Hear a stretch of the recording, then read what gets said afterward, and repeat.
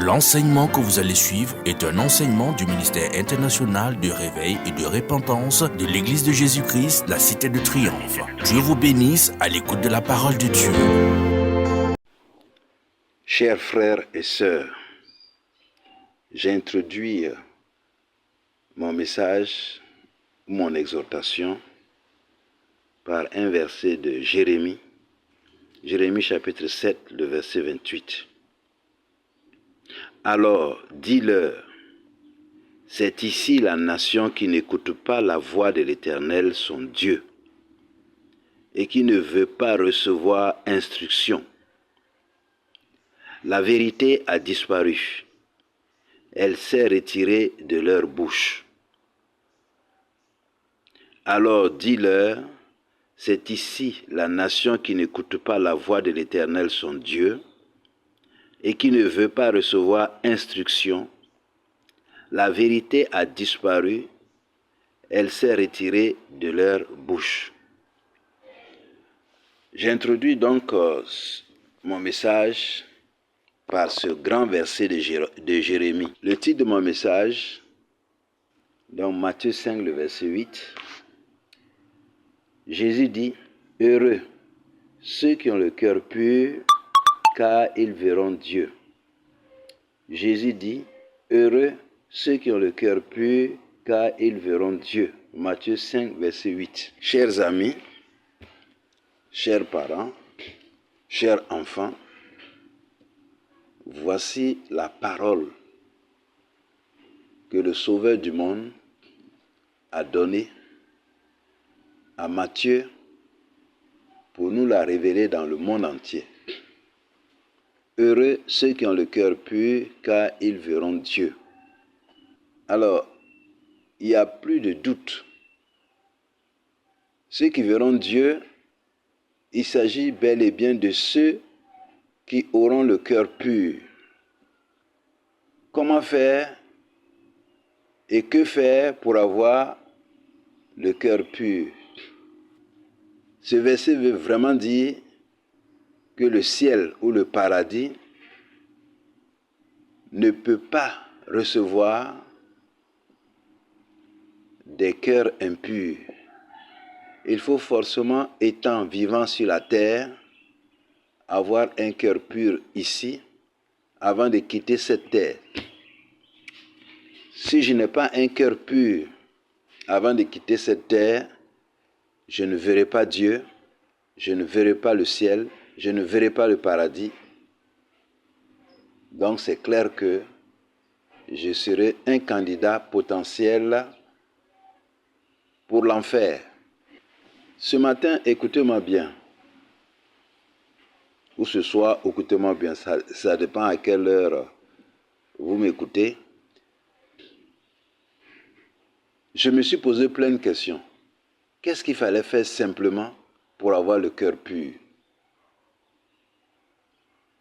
Et c'est à l'âge actuel, plus de 67 ans, que j'ai pu comprendre la réalité de ces versets bibliques. Après 48 ans de vie chrétienne, je disais que je connaissais Dieu, je connaissais la parole de Dieu, je connaissais Dieu, mais c'était des illusions. J'étais en train de me flatter moi-même. Donc ce matin, nous allons ensemble découvrir ce que c'est que avoir un cœur pur. Ça veut dire en clair aussi que le mot heureux veut dire en clair ceci. Si effectivement tu as pu obtenir un cœur pur, alors tu vis dans le bonheur ici-bas d'abord. Tu vis dans le bonheur dans ton cœur chaque jour. Tu vis dans le bonheur ici-bas d'abord, avant de quitter cette terre. Parce que Jésus n'allait pas dire heureux. Quand il dit heureux, ça veut dire que le bonheur est réservé pour toi, être humain, sur cette terre. Donc si tu n'as pas de bonheur sur cette terre, commence à te poser des questions. Est-ce que j'ai perdu mon Créateur ou je l'ai retrouvé? Il faut d'abord trouver le Créateur ici-bas. Il faut trouver ton Créateur ici-bas avant de mourir, avant de partir. Donc, ce n'est que du bonheur quand on trouve le Créateur. Dieu explique clairement que ce n'est que du bonheur quand on le trouve. Quand on ne l'a pas encore trouvé, on est malheureux. Effectivement, ceux qui ont le cœur pur verront Dieu. Aucun péché n'entrera au ciel. Aucun péché n'entrera au paradis. Le royaume de Dieu, Dieu l'a déjà préparé depuis très longtemps parce que lui-même, il s'y trouve et il ne veut même pas qu'aucun péché souille ce lieu. Et c'est pourquoi l'Apocalypse nous précise bien que le diable, qui était un grand serviteur de Dieu, un archange qui s'appelait Lucifer, a été chassé du ciel. Il a été chassé du ciel. C'est que dans le ciel, il n'y a pas quelque chose d'impur. Ce n'est pas possible. Et voilà l'histoire de Lucifer. Lucifer, dans le ciel, était chargé d'entraîner les anges dans la louange et dans l'adoration de notre Dieu, le Créateur. C'était sa mission pour laquelle Dieu l'avait créé. Dieu l'avait créé pour élever l'adoration, élever les louanges à notre Dieu. Un jour, Lucifer entre dans une grande salle au ciel. Dans cette grande salle au ciel, c'est comme une grande bibliothèque où il y a beaucoup de livres. Et tous les livres que chacun doit faire, étant créature de Dieu, sont dans cette bibliothèque. Et dans cette grande bibliothèque, ce jour-là, Lucifer, en entrant, il va découvrir un grand livre ouvert. Normalement, chaque fois que tu rentres dans cette bibliothèque, directement tu vas sur le livre qui te concerne pour continuer toujours à assumer, à faire correctement ta mission. Tu dois toujours continuer à lire ce livre-là pour méditer et savoir toujours comment rester fidèle dans la fonction que Dieu te confie au ciel. Ce jour-là, Satan y est rentré. Oui, Lucifer y est rentré. Il s'appelait Lucifer, ange de lumière. Il est rentré dans le ciel et qu'est-ce qu'il va découvrir? Il va découvrir un grand livre ouvert quelque part dans le ciel. La curiosité. Quand il a regardé, il a vu un livre ouvert. Le premier élément qu'il a attiré, c'est la curiosité. Il a dit, tiens, voilà un livre ouvert là-bas, je vais aller voir avant d'aller chercher à voir le livre que Dieu m'a donné dans le ciel. Donc la curiosité est un premier péché parce que Satan, au lieu d'aller jouer son rôle, Lucifer, au lieu d'aller jouer son rôle dans cette grande bibliothèque, il est parti volontairement aller jeter un coup d'œil dans ce livre-là. Donc il y a la curiosité et il y a aussi sa volonté d'aller voir que de se contenter de ce que Dieu lui a montré au ciel de faire. Et quand il est allé voir, il a vu un grand titre dans ce livre, La puissance. Ça l'a attiré. Le grand titre, La puissance, l'a attiré. Et il a eu le désir ardent de lire ce livre et de découvrir ce que cela voulait dire. Donc tout son être a été captivé, attiré par le titre de ce livre-là. Ce jour-là, au lieu d'aller continuer à lire ces livres concernant l'adoration, la louange, il est resté là. Il a commencé à lire. Il a commencé à lire un livre qu'il ne devait pas lire. Ce n'était pas à lui de lire ce livre. Ce n'était pas à lui d'étudier ce livre, de méditer ce livre. Il est resté longtemps et après il est ressorti. Et il a commencé donc à méditer ce qu'il a lu dans ce livre-là. Ah, donc il y a la puissance à découvrir aussi. Et effectivement, il a continué à lire ce livre. Chaque fois qu'il devait donc aller consulter son livre sur l'adoration et la louange, il se dirigeait directement vers le livre de la puissance. Il a continué à lire.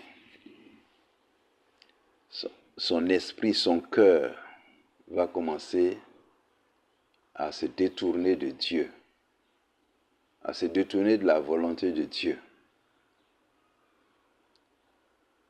Son esprit va commencer à se détourner de Dieu.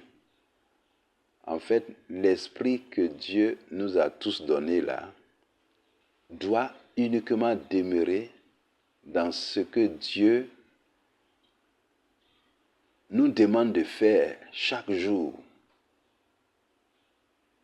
S'il ne t'a pas demandé de faire autre chose et que tu vas faire autre chose, alors tu es en train de distraire ton esprit qui risque de s'attacher follement, qui risque de s'attacher à ce que Dieu ne te demande pas de faire.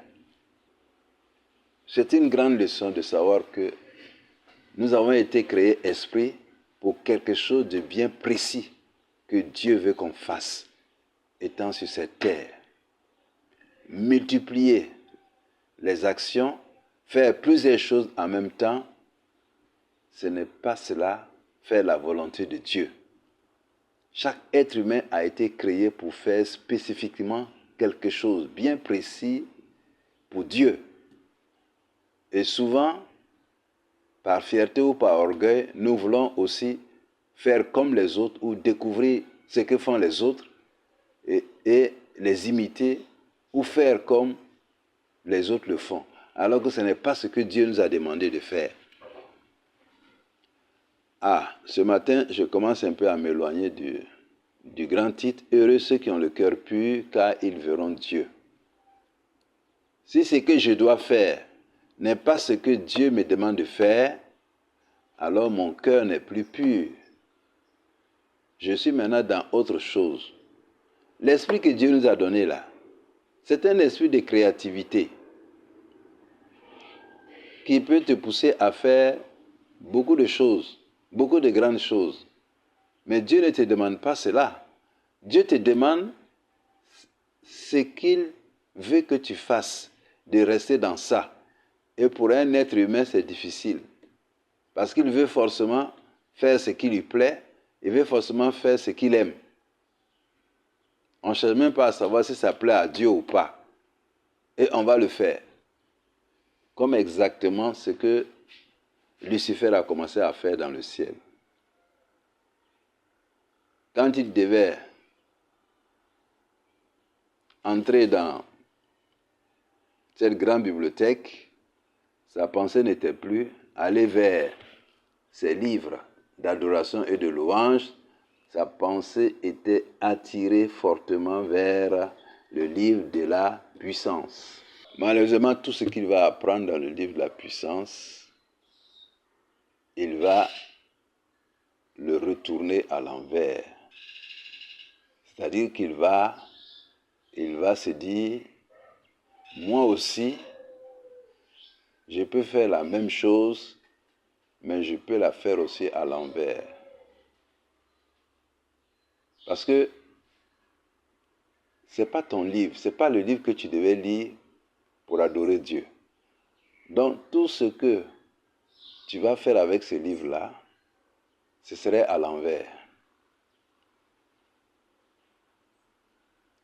Il n'a pas pu donc obéir à son livre d'adoration et de louange. Il a commencé à pratiquer le contenu d'un autre livre qui n'était pas son livre à lui. Malheureusement, ce livre-là va le perdre, va complètement le perdre. Parce que son cœur, c'est-à-dire son esprit, va commencer à s'élever contre son Créateur. Son cœur, son esprit va commencer à se remplir d'arrogance et d'orgueil. Il veut lui aussi faire quelque chose comme le Créateur. Malheureusement, c'est cette voie-là qui va le perdre totalement jusqu'à ce que Dieu le chasse du ciel. Quand Dieu a constaté que Lucifer n'était plus en train de méditer ses livres de la louange et de l'adoration, Dieu va regarder et il va voir que il n'y a plus d'adoration, il n'y a plus de louange. Donc quelqu'un a abandonné son travail pour autre chose.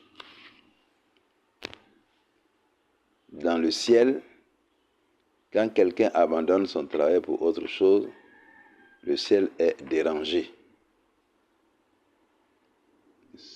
Et un jour, Dieu va le chasser du ciel. En le chassant du ciel, malheureusement, il va entraîner avec lui le tiers des anges.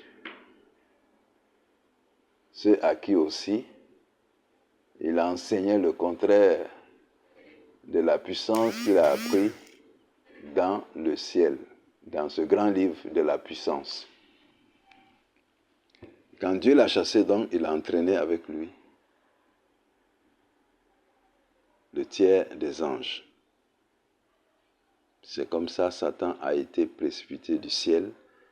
Il a été chassé du paradis, il a été chassé du royaume de Dieu. Et pour quitter définitivement le ciel à cause du péché, de l'arrogance et de l'orgueil. Voilà comment nous, êtres humains, on peut être déchus du royaume de Dieu, on peut être déchus du paradis.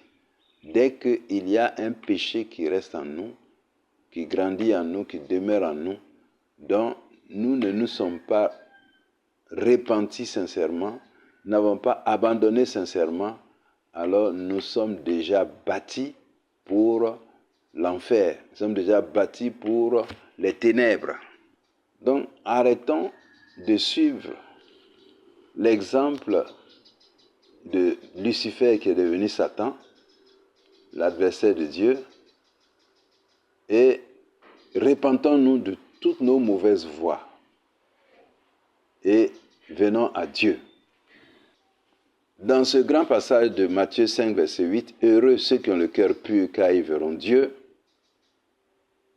ça veut dire que si je n'ai pas un esprit pur ici, sur cette terre, avant de mourir, avant de quitter cette terre, d'abord, je ne connaîtrai pas le bonheur, et puis, je ne pourrai pas voir Dieu.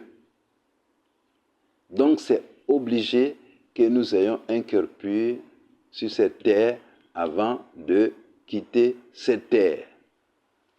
Heureux ceux qui ont le cœur pur, car ils verront Dieu. Et comment faire pour avoir un cœur pur? C'est d'abord, premièrement, obéir à la parole de Dieu. Est-ce que ton cœur est pur? Si c'est non, il faut commencer à se repentir, à dire à Dieu, mon cœur s'est traîné, j'ai traîné mon cœur dans de la désobéissance depuis que je suis né.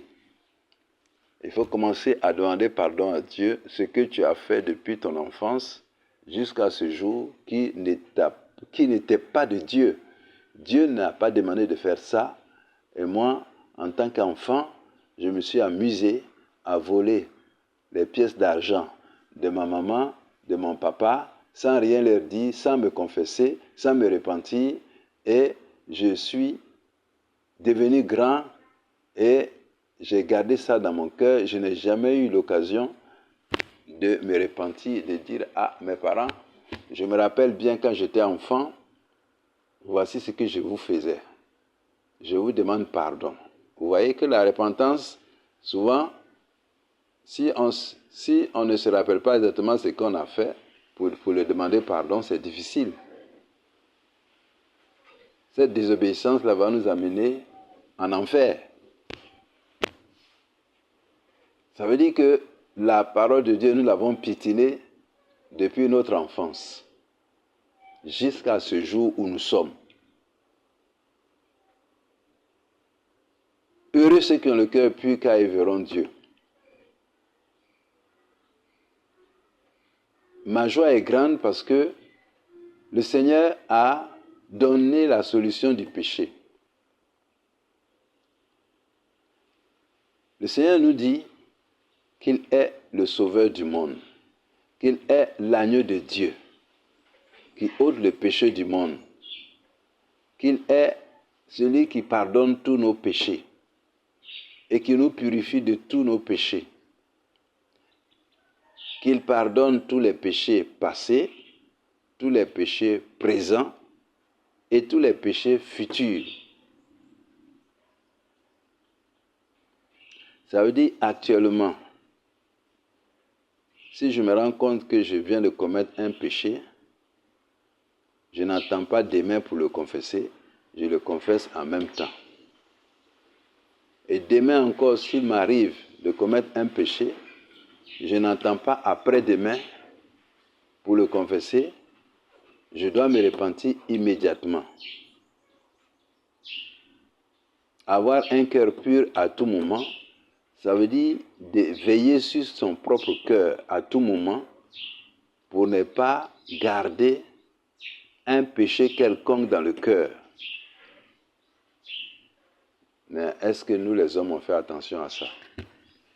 On fait plus attention à ce qui nous fait plaisir, ce qui nous donne la joie, et on oublie que ce qui nous a donné la joie là est un péché qu'il fallait sincèrement confesser, dont il faut sincèrement se repentir. Heureux ceux qui ont le cœur pur, car ils verront Dieu. Ah, c'est sérieux, mes frères et sœurs.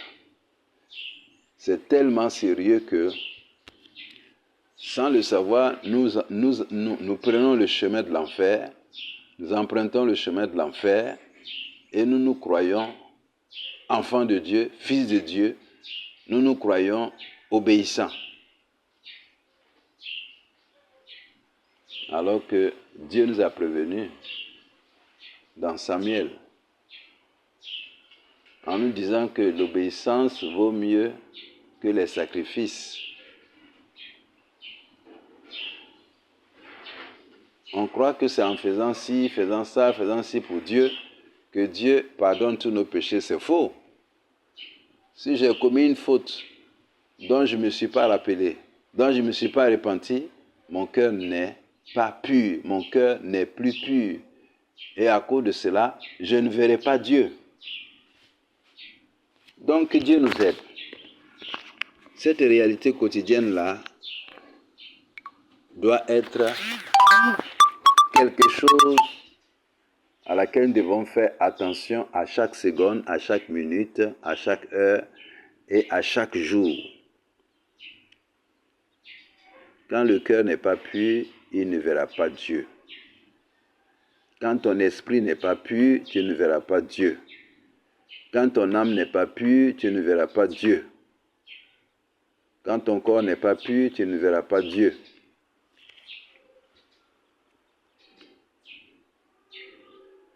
Quand Ézéchiel nous dit « L'âme qui pêche, c'est celle qui mourra. L'âme qui pêche, c'est celle qui mourra. » Alors, ça veut dire en clair, mon corps, mon âme a péché,